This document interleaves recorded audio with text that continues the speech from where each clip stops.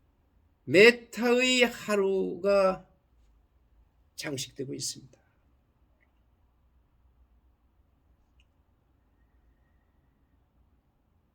미국 정부 데이터에 따르면 실업수당을 처음 신청한 사람의 수가 예상보다 적었습니다. 다우존스가 조사한 이코노미스트들은 19만 5천 건을 기록할 것으로 예상했지만 주간 실업수당 청구 건수는 18만 3천 건이었습니다. 이 데이터는 노동부가 1월에 경제가 18만 7천 개의 일자리를 추가했음을 보여줄 것으로 예상되는 월간 비농업 보고서를 발표하기 하루 전에 나온 것입니다.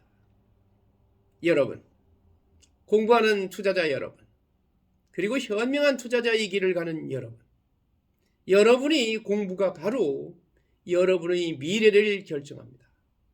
오늘도 행복한 미래를 위하여 잠시 시간을 내와 저와 함께 공부한 여러분에게 진심으로 축복을 드리겠습니다.